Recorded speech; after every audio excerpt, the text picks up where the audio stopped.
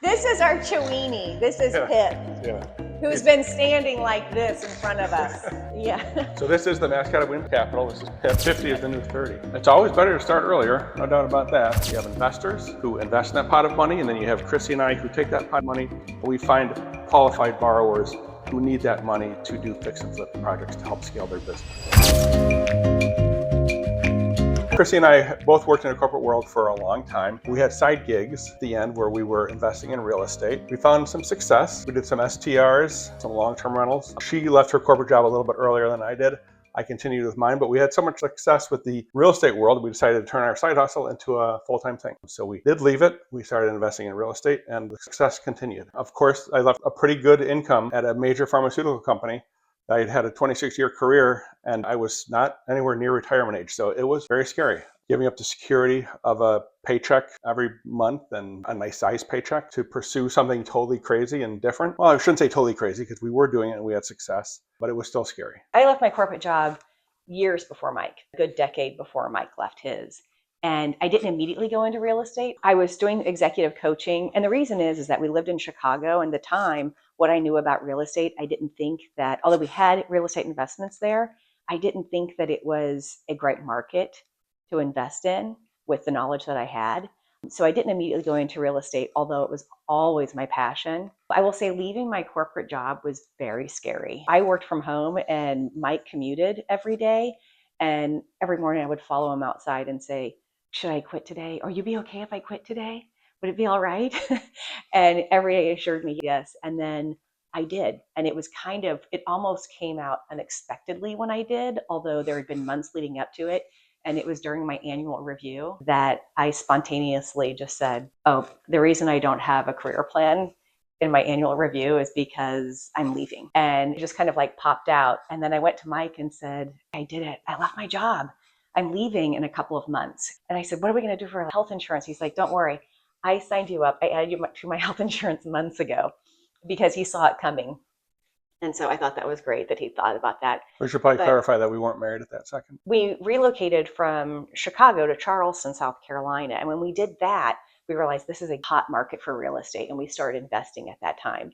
We bought 4 homes while we were there. We still hold 2 of them, which operate as short-term rentals / midterm rentals. We both had all of our retirement savings in 401ks and IRAs. It was a decent amount.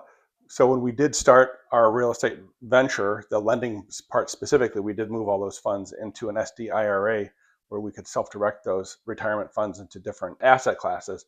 And the asset classes we chose was to do private lending. Mindset was, I think we both have an entrepreneurial mindset all the time. So being in the corporate world was maybe not always the best fit for us, even though we were both successful and did well in it. I think the mindset was really kind of excitement. We were excited to get started. We knew we had success with our long-term rentals and our short-term rentals. So to think that we could move these into a class where we would start to lend on those kind of assets, because we were already pretty good at underwriting them, finding what we thought were good deals for ourselves, we thought we could do that in the lending world. So the mindset shift, one of excitement, I'd say. I talked to a guy yesterday who's kind of a real estate investor, and I realized, oh my gosh, he does not know really what it's all about private lending and hard money lending. He didn't really understand the whole idea of a fund and how it works. So it's a good question. There's a saying that they're like excitement and fear are opposite sides of the same coin.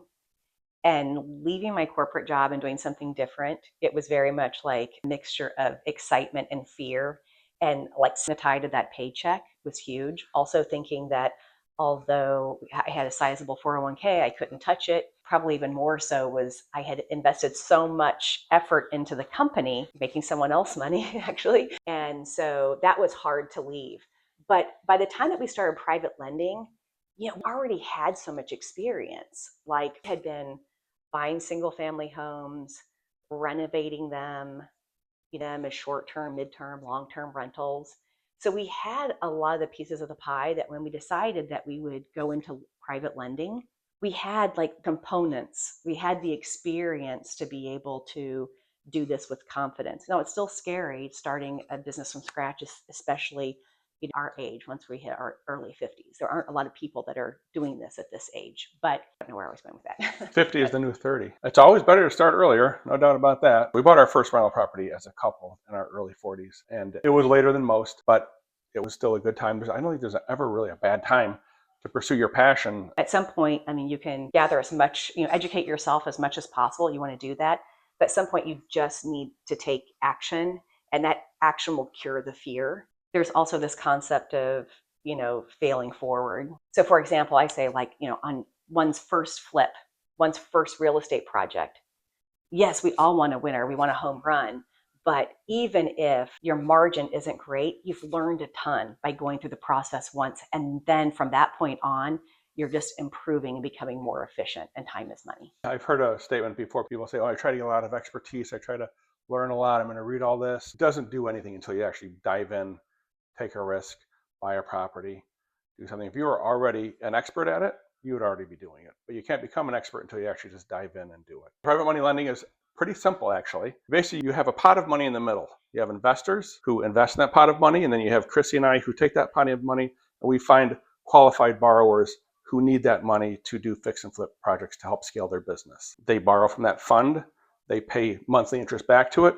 We pay monthly interest back to those pool of investors who are looking for a passive income. I was going to start with that, but I realize now. You can Okay, kind of start. So private money lending is basically, you have three entities. One is the center is the bank. That's Weem Capital. On the one side, you have people that borrow from the bank for rehabbing real estate. On the other side, you have investors who put money in the bank that then the bank then lends to the rehabbers. The rehabbers pay back the bank pays a preferred return to the investors. There is a model called the co-lending model that does that exactly.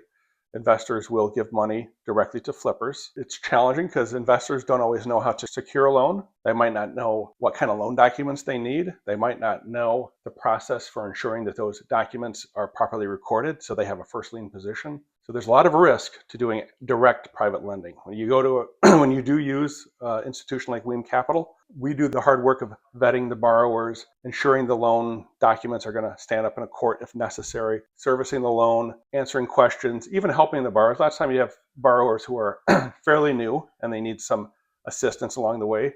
Chrissie and I, being very experienced, we can help those borrowers if needed. Lots of times they don't, but it's nice that we're here if they do. And it makes a truly passive investment with still a very strong return for the investor. I would say it can be relatively easy to find someone who wants to borrow capital. In private money, like, what we're most concerned about, our greatest priority is making sure that the asset that is being used, the property that is securing that loan, is, one can find individuals that want to borrow money. I speak to them all day long. How do we know what makes a good borrower? There's many ways. We have the easiest way to put it is that we use what's called the 4 C's of underwriting. The most important item is collateral, the property that's being lent on. We want to make sure that we have a solid loan to value. We generally lend on about 65 to 70% of that value after the repairs are done. You also want to check on the character of the borrower. If they're a person that you've worked with before, that's great. If you already know they're strong, that's great. But if you haven't worked with them before, have they been very responsive during the underwriting process? Are they communicating well? Do they answer emails quickly? Do they return phone calls or texts quickly? So that's one way to gauge their character. You also want to look at their capacity. Do they have a ton of projects going on, and adding another one might put them over the top? Is this their first project and they have a good partner to work with, or they've already found a really good general contractor to work with? So in general, you want to check their capacity. That could also be financial capacity. Do they have the money? We're going to lend them money, but they also have some of their own money. They might need to front the first construction draw. They're going to need some kind of a down payment, most likely, unless they come to us with a deal that has tons of equity in it. The last thing, we might check credit, not always, but sometimes we will check a FICO if it needs to be done to put a borrower over the finish line.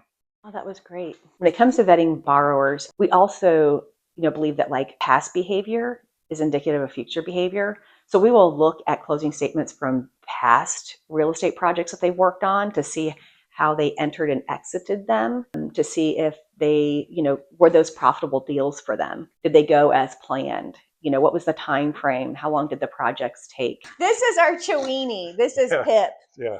Who's been standing like this in front of us. Yeah. So this is the mascot of Weem Capital. This is Pip. He's a little dog I found across the street at that park. He's been a wonderful dog. We can't say enough. Pip. And his godmother lives in Chicago. We decided that if something, God forbid, were to happen to us, we wanted to make sure that he was raised Catholic. But yeah, this is Pip Dugan. He's all about mindset. Pip keeps us having a good time and not taking the world too seriously. He's the fun factor. He's all about play. He has squeaky toys that he brings into, sometimes you can hear them in conference calls that we're on or Zoom calls with clients. Yeah, he's really adorable. Like he like if we every time we go to the pet store, he gets a toy and he has to carry it out in his mouth. If he's going out to go potty, he grabs a toy, takes it with him. We're going on a ride in the car. He's like, oh, wait. We'll be at the door. He's like, wait. He runs and gets a toy, grabs the toy. And he's actually been to like some of our masterminds with us. Yes, he's very good. Great networker. He I mean, actually is. everyone wants to approach you when Pip is there. So Mhm. if we aren't approachable, which we think we are, we're more so when he's there.